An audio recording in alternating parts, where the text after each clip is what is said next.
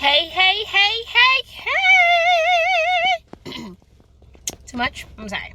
So, hey guys, I am back again, and I just wanted to give you a little bit of encouragement. I was chatting with my friend just a minute ago. We were doing some Forex stuff, and of course, we had to get into the spiritual. Of course, we had to talk about the goodness of God and all of those wonderful things.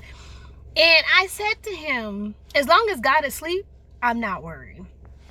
And we took that from the context of Jesus being asleep on the boat, and the disciples were afraid that they were going to die. But while they were panicking and afraid of what looked like it was going to happen, impeding upon them, Jesus was asleep in the bottom of the boat. And I said, knowing me, as long as he was chilling and as long as he was sleeping, I wasn't going to be fearing or worrying because he is chilled at this point. And it reminds me of like when I go on a plane trip. When I go on the plane, and as long as the flight attendants are chilling, I'm good. As long as they're sitting in their seats, as long as there's no expression of worry, I'm fine. I let you know. I look at them and I check for them. I be like, okay, she's still sitting down. She still looks cool because they know this atmosphere, okay? They know what's happening right now. They understand that this is just a little turbulence. This is nothing. But as soon as they start to panic, that's when I'm panicking. And for your own life, until you see God worried, that's when you need to worry. You don't worry before God. You don't doubt. You don't be in unbelief, because as long as he's sleeping, death can't touch you. Sickness can't kill you. It can't take you out. Your poverty can't have you. What else? Your children not being saved won't be your reality. As long as God is chilling, as long as God is unmoved and unbothered, so shall you be. Come on. Okay. So I think about it. As long as God is not worried, as long as he's not concerned, as long as he's still sleeping at the bottom of this boat, there's no reason for you to fear. So as long as God is chilling, there is no need for you to worry. Because if he is not concerned, why should you be? He says that I know the plans that I have for you, thoughts to prosper you and give you an expected end in a future of hope. This is what he said. He said no word of his will return to him void. He also said that I watch over my word to perform it. God is not getting off of his throne to do anything. Everything for you has already been done. It's already been laid out. It's already been perfected. It's already been finished. It's just waiting for the manifestation and the fulfillment of time. God is not still working on anything. He is not concerned because he is the God that knows the beginning and the end. He is the God that holds all time in his hands. He is the God that is not restricted by our time. He is not confined by our time. So you are concerned about something that God has already finished. Come on! Do not be concerned, my daughter, my sister, my brother, about things that don't look like it's coming to pass, because the story for you has already been written. It's already been written. He already knows. He's the author and the finisher of our faith. Sometimes I can get a little preachy, but I know that I'm talking to somebody. He's the author and the finisher of our faith. He's already written the entire book. He knows the end. You know how some people who are seeing the movie, they're not really concerned about the parts that you jump to. They're not really concerned about the end and how this is happening and how it's going to play on the end. They're not worried because they already know the end. God already knows the end. Therefore, you do not have to worry. Be in faith. Continue to trust God. Continue to lean on him. Lean on the one that created all things, that put your life together, that knows the days of your life. He wrote it in a book before you were even born. And as long as he's sleeping, there's no need for you to worry.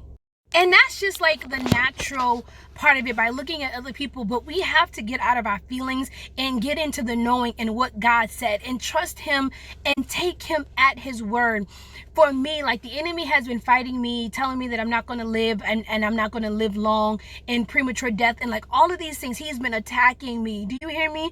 And I have to tell him that he is a liar. The devil is a liar. The devil is a liar. The devil is a liar. The devil is a liar. The devil is a liar. He won't stop lying. The devil is a liar. The devil is a liar. He said I'll die, but I shall live. He said I'll lose, but I shall win. The devil is a liar. And I have have to trust that God is resting, and I have to trust that God is not worried by any lie the enemy tells, because the enemy wants to stop me. He wants to get me into fear and to paralyze me. But the thing that keeps me going and unafraid and trusting the expression of God is the fact that God has spoken words over my life, is the fact that God has given me dreams that have not come to pass yet. So I understand that it cannot be over until God and me have fulfilled what He's told me I was going to do. With the disciples, they could not have died because the word that God had said unto them had not been fulfilled yet. So He knew it wasn't their time. Jesus wasn't afraid of dying because He knew His time had not come. And the disciples should not, Jesus wasn't worried because He knew His time had not come. But also for you, you have not need to be worried about certain things, because if certain things in your life have not been fulfilled yet, it is not yet time. Jesus knew that there was an assignment that He had to accomplish. There was an assignment that He had to complete.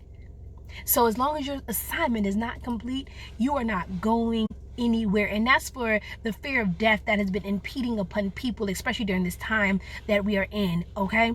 But not only that, but God has already given us words. And until you see the full manifestation of what God has said to you in His word, until you see the promises of God on your life, it is not time yet. So you don't have to be afraid of the storms. You don't have to be afraid of the rain. You don't have to be afraid of circumstances that surround you. So that's all I have for you today. Just an encouraging word. And also thank you to my 900 subscribers. Y'all, thank you. I don't know what else to say besides my heart is full of gratitude, because it took us a long time to get here, and I know that it may be due to my own inconsistencies, but I thank you for continuing to follow this journey. Turn on your post notifications, turn on your bell, because that's the only way you'll be notified every time I do a video.